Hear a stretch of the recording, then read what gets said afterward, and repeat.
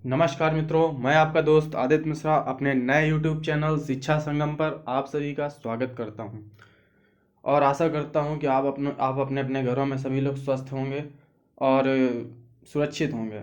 और मैं यही चाहता हूं कि सभी लोग जो है ज़्यादा से ज़्यादा लोग लॉकडाउन का सभी लोग पालन करें 100%, जिससे कि इस बीमारी से लड़ा जा सके, एक महामारी से। तो आज के हम जो टॉपिक की शुरुआत करते हैं एक बहुत ही अच्छे मोटिवेशनल थॉट्स के साथ शुरू करते हैं। जैसा कि कहा जाता है कि सकल पदार्थ है जग माही और कर्महीन नर पावत नाही। ऐसा हमारे जो है कहा गया है। मतलब तो इसका मतलब ये होता है, तुलसीदास जी ने कहा है कि सकल पदार्थ है जग माही और कर्महीन नर पावत नाही। तो मतलब ये हुआ कि इस दुनिया में सब कुछ है, बस जो कर्म करेगा वो उसे हासिल करेगा और जो कर्म नहीं करेगा वो उसे हासिल नहीं कर पाएगा। जैसे भगवान ने भी जो है लकीरों के आगे उंगलियां दी हैं कि पहले कर्म करो और अगर उसके बाद सफलता ना मिले तो बताना भाग्य तो मेरे हाथ में है, लेकिन पहले तू कर्म तो कर। ईश्वर ऐसा बोलता है। तो आइए आज हम बात करते हैं विसर्ग संधि की। इसके पहले हम लोगों ने स्वर संधि और व्यंजन संधि पढ़ ली थी। स्वर संधि को हम अच संधि के नाम से भी जानते हैं और व्यंजन संधि को हम हल संधि के नाम से भी जानते हैं। शायद ये पॉइंट हमने नहीं बताया था पिछली क्लास में कि व्यंजन संधि को हल संधि के नाम से भी जानते हैं। तो आज बात करते हैं विसर्ग संधि की। विसर्ग संधि के वे सूत्र जो बहुत बार पूछे गए हैं, तो हम उसके बारे में बात करते हैं। जो विसर्ग संधि होती है, ये विसर्ग और स्वर या व्यंजन से मिलके बनी होती है। ये किससे? या तो विसर्ग के साथ में स्वर मिल जाए या फिर विसर्ग के साथ में व्यंजन मिल जाए, तो ये विसर्ग संधि का निर्माण हो जाता है। तो आइए जानते हैं कैसे। जैसे इकारांत और उकारांत के बाद या इकारांत या उकारांत के साथ। अब इकारांत और उकारांत क्या होता है?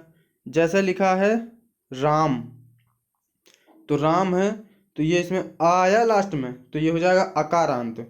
अब जैसे उसमें लिख दिया जाए रामू, क्या लिख दिया जाए? रामू, तो ये हो जाएगा उकारांत। क्या हो जाएगा? उकारांत। ऐसे ही जो है जो उसका अंतिम अक्षर होगा उसी के आधार पे उसके अकारांत, इकारांत, उकारांत, उकारांत ये सब पहचान की जाती है। तो अभी इसको हम अच्छे से आगे एग्जाम्पल के माध्यम से भी समझ लेंगे। जब इकारांत या उकारांत के बाद क, ट, प, च और ता ये वर्ग होते हैं, तो इनको हमने लाइन से नहीं लिखा है क्योंकि अलग अलग के साथ में अलग अलग सा प्रयोग की जाती है। जैसे अगर इकारांत उकारांत के बाद में का या खा आ जाए इसके साथ में, तो कौन सी सा होगी? मूर्धन्य सा। या फिर इकारांत उकारांत के बाद टा या ठा आ जाए या पा या फा आ जाए, इन छहों में से कोई भी वर्ण आ जाए तो उसमें कौन सी सा का प्रयोग होगा? मूर्धन्य सा का। कैसे होगा वो भी हम आगे बात करेंगे। अब अगर इकारांत उकारांत के बाद में चा और छा आ जाए तो वो अपने ही, तो उसमें क्या होगा? तालव्य सा का प्रयोग होगा। और अगर इकारांत उकारांत के बाद में ता और था आ जाए तो उसमें दंती सा का प्रयोग होगा। इसका प्रश्न हर बार पूछा जाता है पेपर में। तो आइए अब एग्जाम्पल की बात करते हैं कैसे। जैसा कि हमने बताया कि इकारांत या उकारांत के बाद तो नि, इसमें क्या है? नि में इकारांत है, ये भी नि है, तो इसमें कौन सा? इकारांत। तो जब इकारांत के बाद में भी ये क्या आया? का आया। तो हमने यहाँ पे क्या बताया था का के बारे में कि का या खा आ जाएगा तो मूर्धन्य सा में बदल जाएगा। तो अब यहाँ पे क्या हुआ? जो नी है इसके साथ में ये का आ गया, तो अब ये जो का था ये तो हो ही जाएगा, लेकिन ये जो विसर्ग होंगे ये विसर्ग किस में बदल जाते हैं? सा में। तो अब जैसे नि, निह धन काम, तो ये यहाँ पे कौन सी सा लगेगी? कौन सी सा? मूर्धन्य सा। मूर्धन्य सा का प्रयोग यहाँ पे होगा। अब ऐसे ही अगर यहाँ बात कर लें निह धन चय, तो चा है तो हमने क्या बताया था? जो चा आएगा या छा आएगा तो उसमें कौन सी यूज होगी? तालव्य सा। तो ये हो जाएगा निह का नी, और ये जो विसर्ग लगे हुए हैं इनकी जगह पे क्या है? तालव्य वसा का प्रयोग होगा। तो निह धन चय बराबर निश्चय हो जाएगा। इसी तरीके से निह और धन तेज, तो ता है, तो ता और था में हमने क्या बताया था, दंती सा का प्रयोग होगा।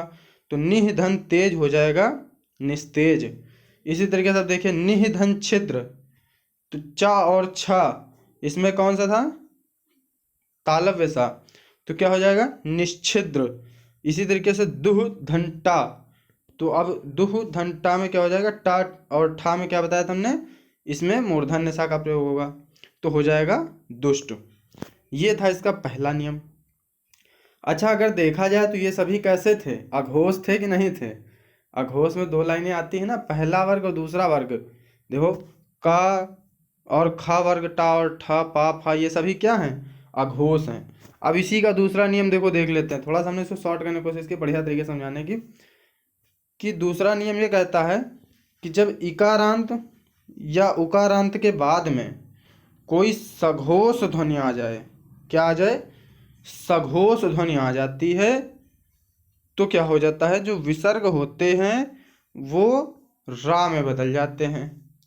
कैसे बदल जाते हैं, उसको उदाहरण के माध्यम से समझते हैं।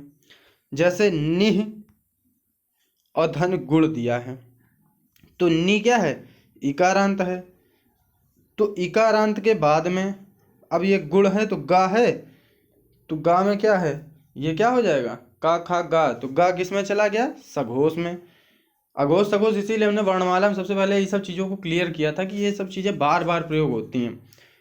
तो गुण हो जाएगा, तो क्या हो जाएगा, निह धन गुण बराबर निर्गुण। क्लियर हुआ। अब इसी तरीके से अगला देखते हैं। दु है तो दु में क्या हो जाएगा, उकारांत। क्लियर हुआ। उसके बाद च छ जा, तो तीसरा चौथा पांचवा अक्षर क्या था, सघोष था। तो दुह और धन जन, तो क्या हो जाएगा, दुर्जन। समझ में आया कि नहीं आया, दुह धन जन तो दुर्जन हो जाएगा। ये जो विसर्ग हैं ये उड़ंकी रा में बदल जाते हैं। इसी तरीके से निह धन विकार, तो निह में इकारांत और फिर विकार में भी क्या है, ई है। तो जितने भी हमने क्या बताया था, 3 4 5 और जितने भी स्वर हैं ये कितने होते हैं, सघोष। तो विकार या फिर या र ला वा, या र ला वा, ये भी क्या होते हैं, सघोष। तो वा भी क्या हो जाएगा, सघोष। तो अब ये किस में चले जाएंगे, उकारांत हो जाएगा।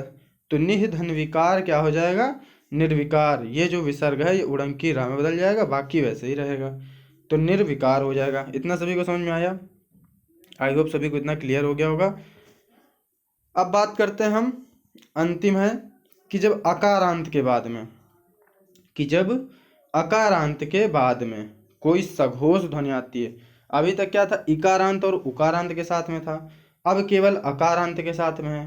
तो जब अकारांत के बाद में कोई सघोष ध्वनि आती है तो वो सघोष क्या होता है, वो ओ में बदल जाता है। जो इसके विसर्ग होते हैं ये किस में बदल जाता है, विसर्ग ओ में बदल जाता है। कैसे, जैसे लिखा है यशः, तो यशः मतलब क्या है, सा है, तो सा में कौन सा है, अकारांत है।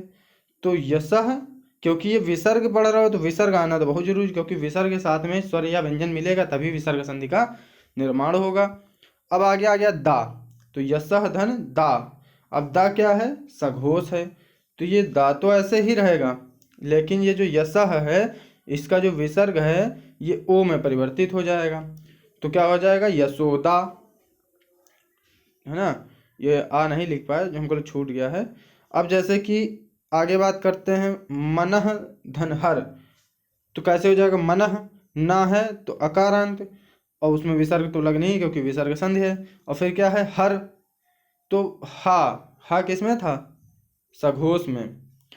तो तीनों सा किस में थे, वो अघोष में थे। तो अब क्या है, हर, तो मनः धन हर बराबर क्या हो जाएगा, इसका जो विसर्ग है किस में बदल जाएगा, ओ में, तो मनोहर हो जाएगा। इसी तरीके से मनः धन जा, तो क्या हो जाएगा, मनोज। इतना सभी को क्लियर हुआ कि नहीं हुआ। तो इसमें क्या है, मनः धन हर तो मनोहर, और मनः धन जा तो मनोज। आई होप आप सभी लोगों को इतना क्लियर हो गया होगा, क्योंकि आज विसर्ग संधि थी, संधि का अंतिम टॉपिक था, मतलब कि स्वर संधि पहले पढ़ाई थी, फिर व्यंजन संधि पढ़ाई थी, फिर व्यंजन संधि के बाद में विसर्ग संधि पढ़ाई थी।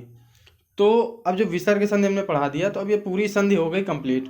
अच्छा, यहीं से ज़्यादातर जो भी हैं सारे क्वेश्चन पूछे जाते हैं, इसके अलावा और कहीं से नहीं पूछे जाते। तो हमने ज़्यादा विसर्ग को बड़ा नहीं किया, व्यर्थ के सूत्रों को हमने नहीं पढ़ाया, बस उतना ही पढ़ाया जितना कि क्या है, सिलेक्टेड है और हमारे गुरुओं द्वारा दिया गया ज्ञान है।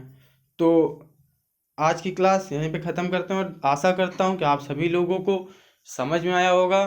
तो कृपया इसे ज़्यादा से ज़्यादा लाइक करें, शेयर करें, कमेंट करें और सब्सक्राइब करें, जिससे कि मेरा प्रोत्साहन बढ़ता रहे और हम इसी तरीके की अच्छी से अच्छी वीडियो आपके लिए निरंतर प्रतिदिन सुधार करते हुए आपको वीडियो के माध्यम से पढ़ाते रहें और आप सभी लोग भी पढ़ते रहें। तो बहुत बहुत धन्यवाद। नमस्कार दोस्तों।